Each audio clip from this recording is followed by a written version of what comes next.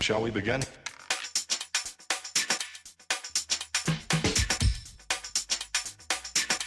All right, everybody. Welcome to a brand new episode of the Frankly Francisco podcast. I want to thank everybody for tuning into last week's episode. It's been a rocky road getting this YouTube channel started and getting people to tune in and download my episodes, but downloads are up. My viewership on the last episode was almost at 2,000. I gained about 80 subs on YouTube, so the channel is growing, and I appreciate everybody who is taking the time to go on there. It's not an easy thing to do, always constantly having to bring good content to you folks. Last week I took off. I didn't post anything this previous week because it was Labor Day weekend. I wanted to spend some time with the family before everybody, got done for the summer and really started grinding when it came to school and work. So this episode, I actually wanted to have a conversation with you guys because I was sitting and thinking about what I wanted to talk about with you folks. And it dawned on me on my way to work. And this country wasn't built for us. And when I say us, I mean people of color, whether it's black or brown, doesn't matter. Prosperity in this world is so uneven and so one-sided that sometimes it feels like we just keep swimming in circles and not gaining and going anywhere. So when this country was built, it was built off the backs of slaves. It was built off the backs of indentured servants as well. The Asians built the railroads. The black slaves were brought in to work the plantations and the fields. So we garnered wealth for the slave owners, and we garnered wealth for the rich white Europeans that came to this country and prospered off the backs of our ancestors. So the country's come a long way from what it was back in the day, but it's still not where it needs to be. Everybody can't be a millionaire. And a lot of people still hasn't come to that realization. You're always going to have the haves and the have-nots. I understand that. But the prosperity levels here in this country are not what they should be. There was a really cool article that I read. The guy's name is... he goes by Financial Samurai. It was an article that came out in the end of July, and it gave statistics on how many millionaires there are in America and what the numbers show between whites, Asian, black, and brown, which is Hispanic. So the chances of becoming a millionaire with a high school diploma for Asians is 6%. For white people, it's 5%. For Hispanics, it's only 2%. And for black people, it's only 1%. That disparity is insane to me. With the amount of people that we have in this country, degrees are no better. So with associate's degree, it's 3% Asian, 7% white, 2% Hispanic, 1% black. Now, mind you, this is a college degree. So college degrees before, with an associate's degree, you used to be able to get a decent enough job where you can make a good amount of money. Now, associate's degree will get you through the door, but it's not going to make you the amount of money that you would think it would make. Chances of becoming a millionaire with a bachelor's degree, the numbers go up, but not by much. Asians is 16%, white folks is 18%, Hispanics is only 4%, black people is only 3%. So the disparity is crazy. You literally have to get a master's degree to even have a chance to get those numbers up. So for blacks and Hispanics with a master's degree, it goes up to 11% for Hispanics and 6% for black people. For whites and Asian, those numbers are way up. It goes 38% for white people and 27% for Asians. So education, it seems to be the key, but at the same token, that's not necessarily true, because you have a bunch of millionaires out there that a lot of them don't have a college education. They just started a business. They grounded in their work for 10, 15 years to get to where they needed to be. But as for us as minorities, we try to reach for that brass ring a lot, and there's certain things that are roadblocks to us. Certain things hold us back from getting where we need to be. Sometimes it's us. Sometimes it's us and not willing to put in the work that we need to put in to get us where we need to be. But the odds of being a millionaire in this country, if you're Hispanic, is 6.8%. And the odds of being a millionaire as a black person in this country is 6.4%. Those numbers are so low compared to Asians, which is 22.3%. And for the white people, it's going to be 21.5%. So when we say we want to be rich and we say we want to be wealthy, there are some roadblocks that are in front of us that we need to learn how to get over. Now, I tell you these numbers not to make an excuse as to why we're not where we want to be. A lot of the stuff falls on ourselves. You know what I mean? This country has gone from what it was to what it is now, where we have opportunities to make money. We have opportunities to get to that next level if we want to, but we have to be willing to put in the work.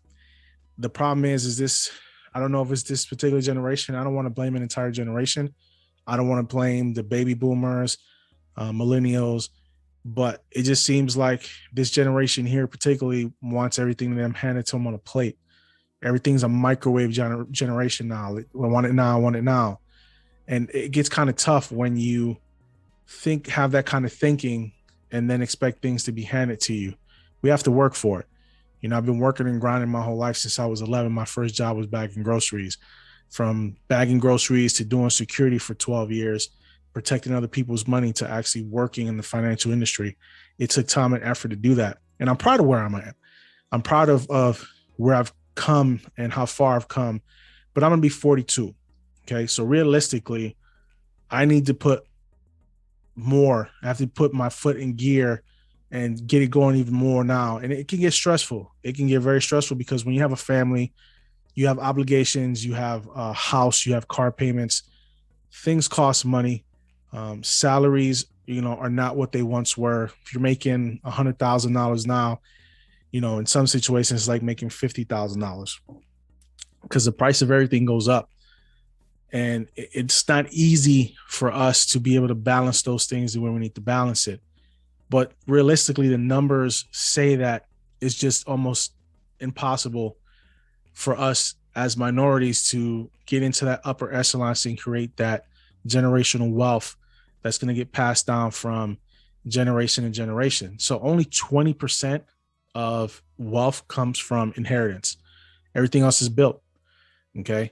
So when you see the Rockefellers and you see these other conglomerates, the Waltons that own the Walmart stores, the JP Morgan family, this is generational wealth. They built that generational wealth, but some of it was built on monopoly, but that's a whole nother subject. But I think they've taken away a lot of the education that they teach. They used to teach these kids in school how to balance home economics.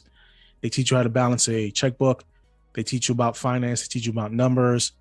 They don't do that anymore. They don't even teach you how to do cursive in school anymore, which is insane to me, that you can't even learn how to sign your own name. So I have to teach my own kids how to sign their name in cursive because they don't teach it in school anymore, which I don't understand.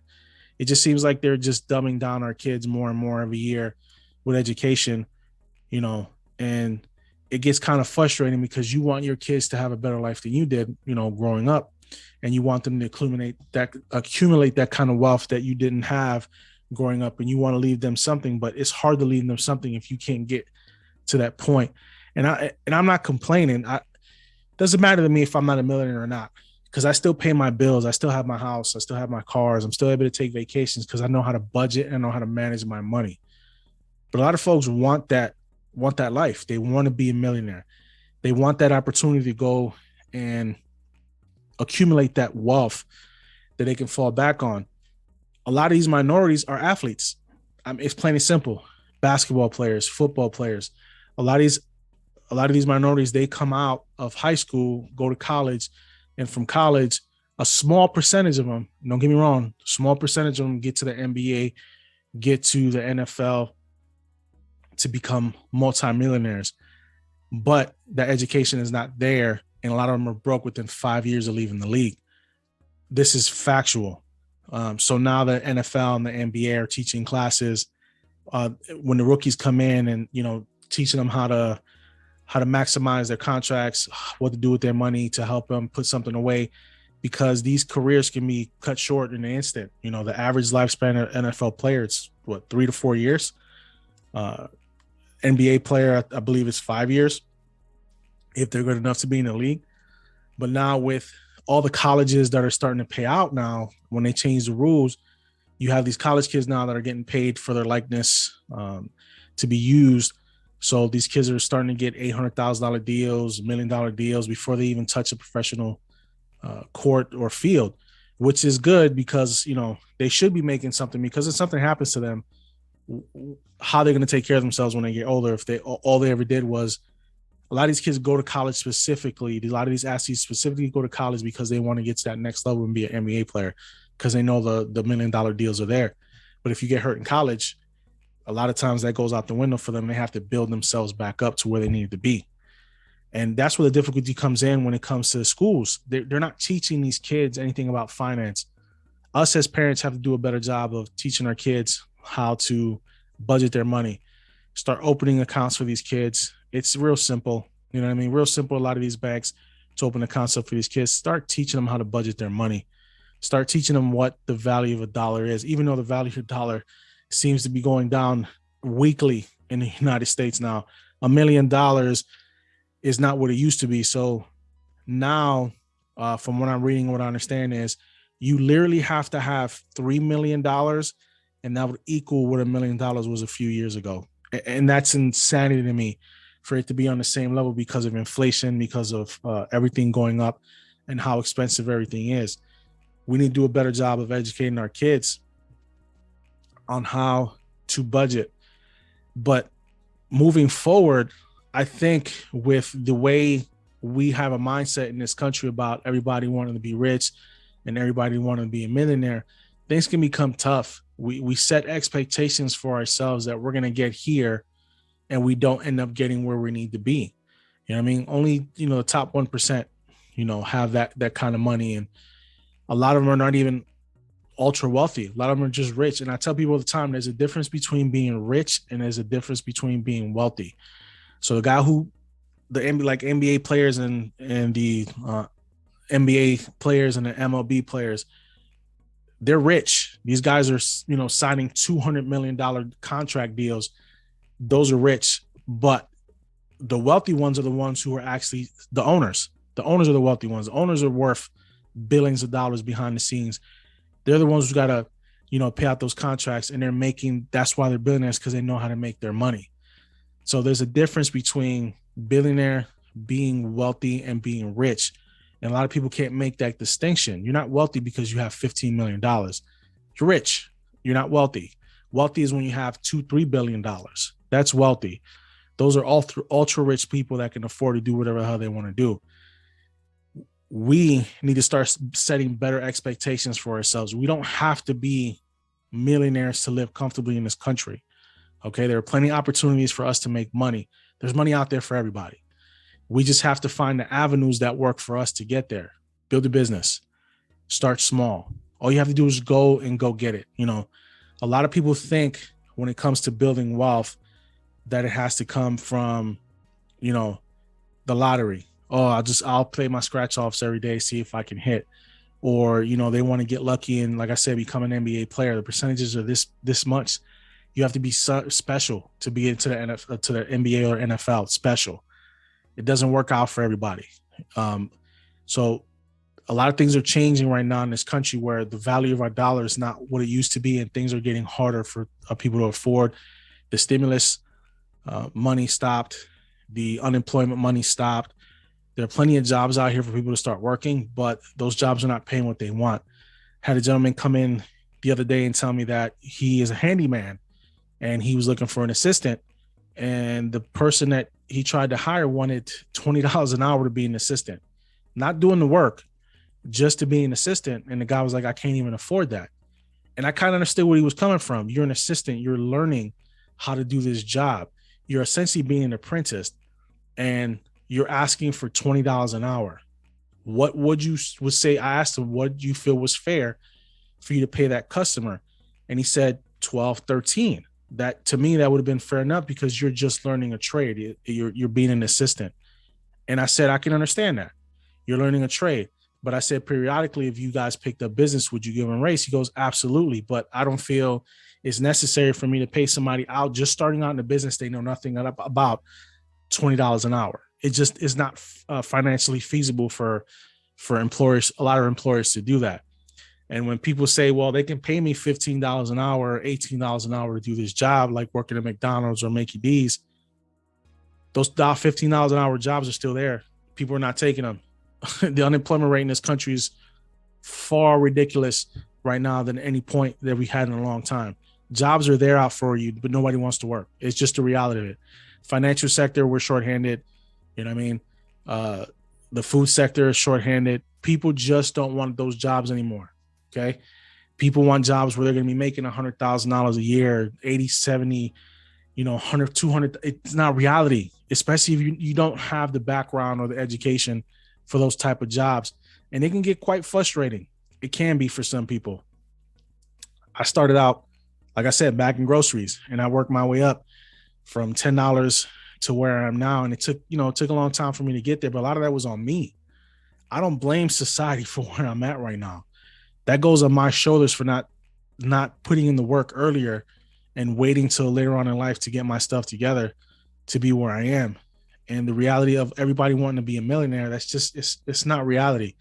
You're always going to have that inconsistency in this country, no matter what. We started off, like I said, the country started off with us not in mind to be wealthy, period. Our ancestors were brought here to be worked.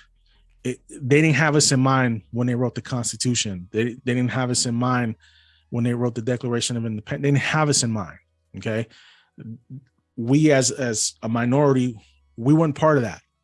Okay. And we turned that around and we made something out of nothing. But there were instances where when we started building things of our own, they started burning them down. Look at Tulsa, Black Wall Street, burned it down because we started building something that we didn't have to rely on them for. You know what I mean? And it scares people. When we can build generational wealth, when we can build things of our own, it makes people nervous. And for some reason, I don't know why that is. But we got to stop making excuses for ourselves too at the same time, because there is plenty of opportunity for us to go out there and make a living and make good money and thrive. We've been thriving in this country forever and a day. My background, I'm Puerto Rican, and the atrocities that happen in Puerto Rico are mind-blowing, but nobody talks about it. The same way that nobody talks about a lot of the atrocities that the U.S. has done here in this country. People want to brush it under the rug and don't want to talk about it. But I think talking about it is healthy because remember, whether it's 50 years ago or 100 years ago, it's still history. Anything that's history has to be spoken of. Okay. History should always be remembered, whether it's good or bad. But if it's bad history, you should remember it, but it shouldn't be celebrated. It shouldn't be celebrated. And not every part of history is going to be good history. Okay. We want to celebrate the good achievements of this country. You know what I mean? But at the same time, we don't want to forget all the bad things that went on. It's good to remember it, but it's not good to celebrate it. That's the best way I can put it. And we're at a point right now in this country where we're at a standstill when it comes to finances for people. It's, everybody, they want to push everybody back to work. And I get it. I mean, we need to get this country working and we need to get this country going, but we have to be willing to go back out there and go make this money. The money's there available for us. You just got to be willing to go out there and get it.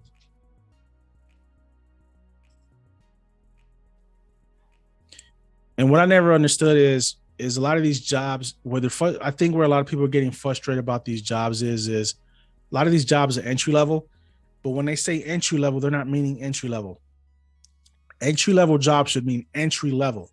That means you're coming in to learn. You're coming in to learn the job. But how can you learn the job if these entry level jobs that they're offering you, they want you to have 4 or 5 years of experience doing this and doing that? That's not entry level. Okay. That's you knowing the job already. So I think they need to stop mislabeling these jobs.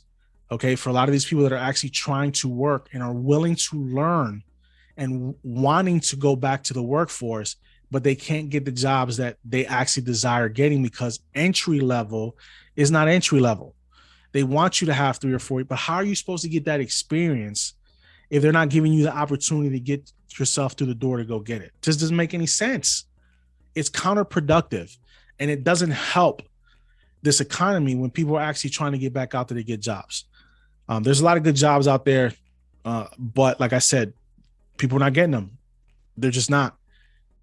Education is, to me, is a piece of paper.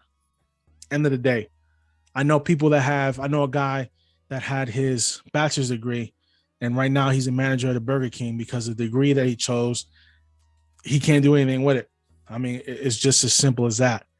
But I know people in the corporate structure right now that their degrees have nothing to do with the job they're doing right now. Nothing.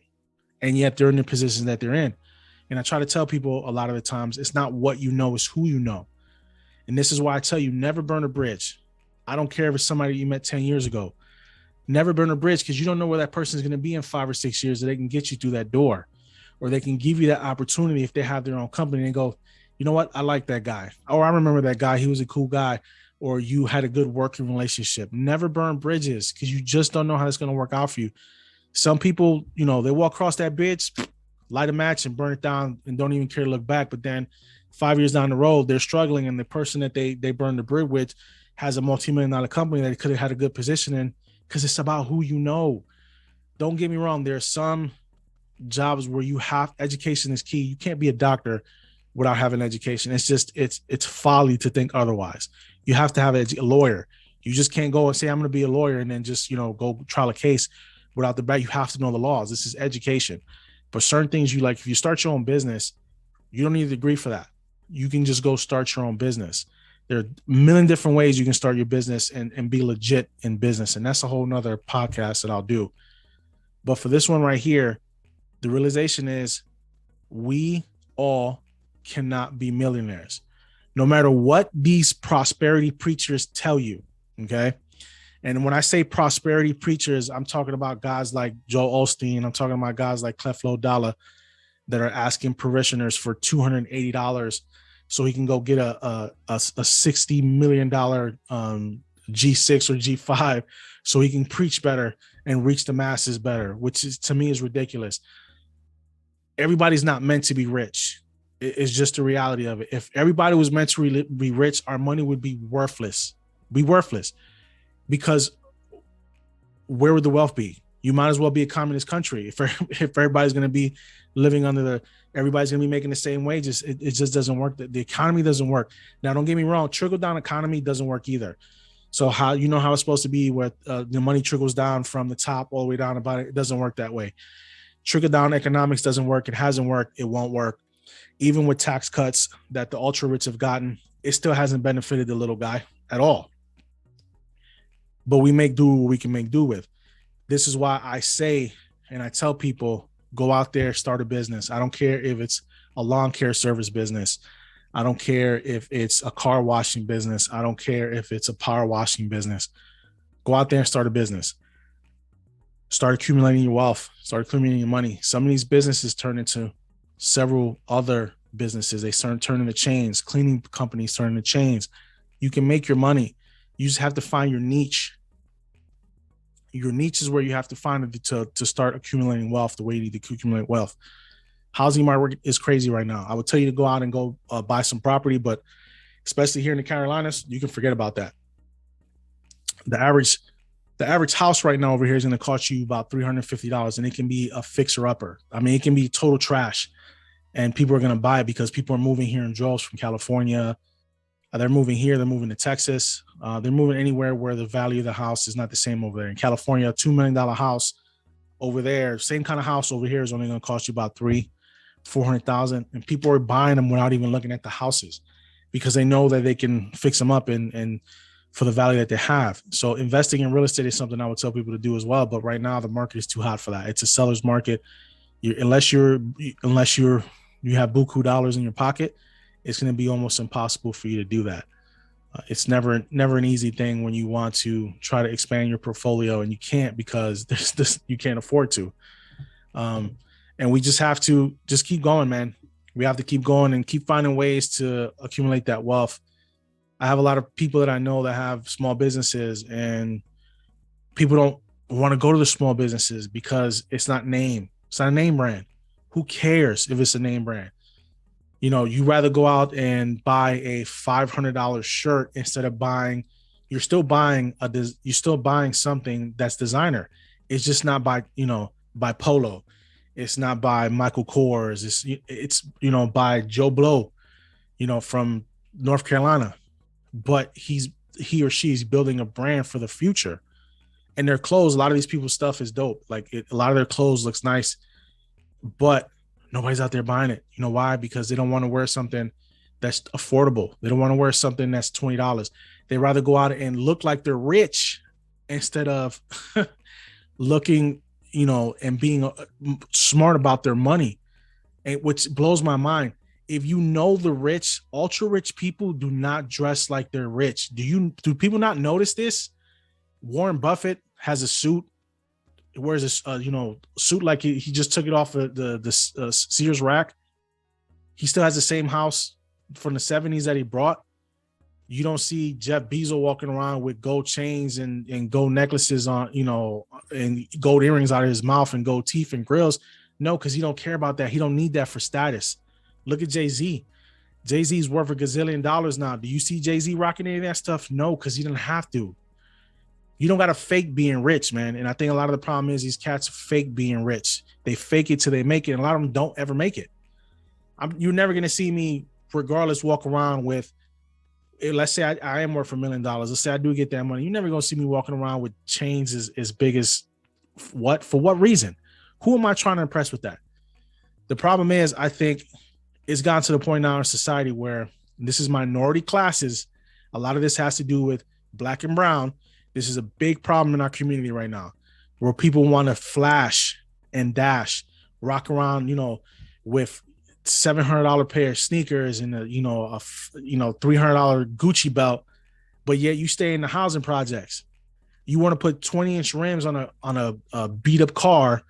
When you're bumping the sound system, the rust starts dropping off the car because you want to flash and act like you rich. You're not rich. And I think that's the problem. Instead of putting that $700 or that those $10,000 you spend on that rims in an investment fund or ETFs, you decided to use that money and waste it and put it on your vehicle because you're trying to prove something to who? Nobody cares. A lot more people are going to show animosity towards you more than anything else because you want to flash and dash in front of their face. Your percentages of getting robbed are higher by doing that. This dude walked in, won the lottery. He won $20,000. He brought a $20,000 gold chain, walked into a Detroit gas station and got it ripped right off his neck and got robbed. He had 20 grand he could have used to invest in something. And instead, what did he do? He wanted to show out, got a gold chain, went into the gas station with that gold chain and got it ripped off his neck and got it stolen from him. It's amazing. We're society's we're so uneducated when it comes to finances. It's ridiculous. That 20,000, he could have turned around and he could have flipped that 20,000 and he could have did it the right way, but he chose to do the opposite with that. And I think that's a lot of the problems a lot of people do. They want to spend money on things they can't spend money on. They want to live beyond their means. And don't get me wrong, some people are stretched real thin because they have priorities, but it's not an excuse. It's not an excuse to buy things you don't need. If you don't need it, why do you need a 70-inch TV for? There's a difference between you needing it and you wanting it. Now, you wanting something, okay, that's different. But you needing something, that's totally different as well. A lot of these guys just want it. They don't need it.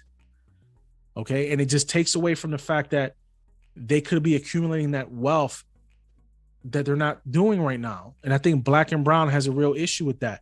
Right now, the Hispanic community is on pace, even though it's 2 to 4% of becoming millionaires compared to the black community, which is only 1 to 2%. We're 2 to 4%, black community is 1 to 2%, really 1%.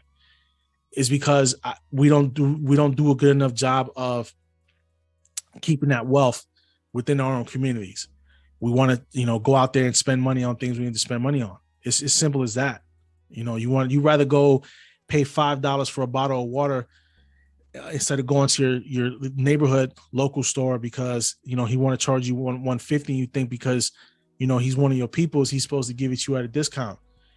But he got bills to pay, he's got rent to pay, he's got his mortgage to pay. But since you mad, you just gonna go over there and spend that $5 on that same bottle of water because you mad about it. It don't make any sense. It's counterproductive for everybody. It's counterproductive for the whole community. It doesn't make any sense. It just doesn't. And when people wake up and understand that, I think we'll do a better job of starting to build that wealth in our communities. I mean, the Asian folks are starting to lap us when it comes to building wealth, period. And remember, Asians include, Indians. Indians are in that. Indians and they're Asian as well. So that includes all that as well. Koreans, Chinese, Japanese. They're starting to lap us when it comes to becoming millionaires in this country, because we're not doing a good enough job of sticking together and doing the things that we need to do to get where we need to be. And there's always going to be that divide. And it's not, you can't always blame it on the man. You can't always say it's the white man that's holding you down, because it's not anymore. Now, do you still have some pockets of that in this country where, yes, you're being held back? Absolutely. There are still pockets of that in this country, but is it a thing that happens on a daily basis? Absolutely not. Opportunity is there for you to make money. Okay, there you get people who are made millionaires daily in this country. Daily. There are millionaires being made daily. But them keeping their wealth, that's a whole different ball game. You can become a millionaire. You can lose that money just as quickly if you don't know what to do with that money. Most lottery winners are broke within 5 years as well. It's a fact. Because they see that money, they go out and they buy the things they never had before. They just throw it away because it's YOLO. You only live once, so you're going to go out there and you're going to enjoy your life. You can enjoy your life and still not be broke.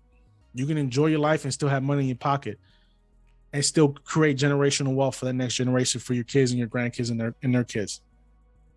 But we don't think that way. That mentality is not there. It isn't, because we want to flash and dash. And I think we got to the point where if we don't start doing a better job of educating ourselves on how to, be more financially responsible, we're never going to hit those $1 million marks. It's just not going to happen. And a lot of people don't have to be millionaires to be happy. I know folks that make 100,000. I know folks that make 150,000, 200,000, and they're happy. They live a comfortable life.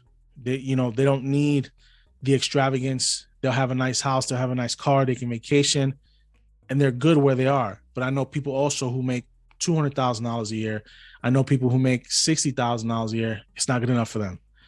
They want that ultra wealth. They want to be up there with the Jay-Z's and the Drakes and everything that they see on TV. That's just not true. People think because you're rich, that means you actually have that kind of money in the bank, and it's not how that works. A lot of folks don't actually have that type of cash in the account. Most of people's wealth comes from stocks in the company. So when you see guys like Jeff Bezos and you see he's worth ultra billions of dollars, most of his money is tied up in stocks.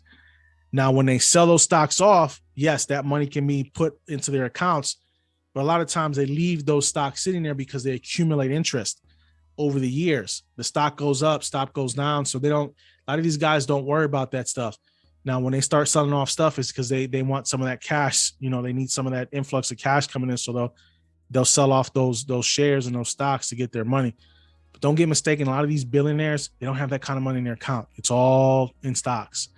They have all that money set aside somewhere, or it's all in real estate. They have a diverse portfolio. And I think we need to start building that. You have plenty of opportunity to do that. You have plenty of opportunity to invest. You just have to find the right outlet for you to do that. And I think some people can't find that outlet that they need to do that with. But anyway, I just wanted to rant. These numbers it's mind blowing what these numbers look like right now, and the potential for people not to have the money that they need. It's crazy how low the numbers are of millionaires, of minority in this country. Just, it's insane to me. You know what I mean? The chances, the odds of just being the odds of being a millionaire in this country, again, for Hispanics alone, it is 6.8%. The chances of the Black community, Black members becoming millionaires is 6.4%. Those numbers are astronomically low. compared to Asians, which is 22.3%, compared to whites, which is 21.5%. Those numbers are low. Like I said, we have to bridge that gap.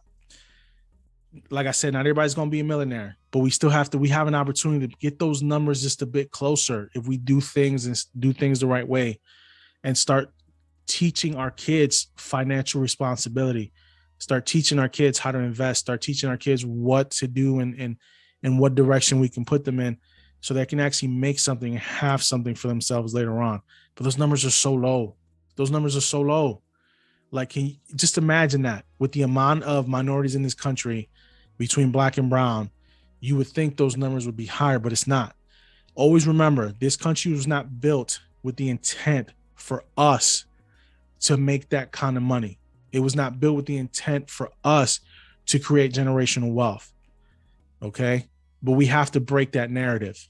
We have to break that narrative. And I think we can if we do a better job of educating ourselves long-term financially. And we need to stop faking it till we make it.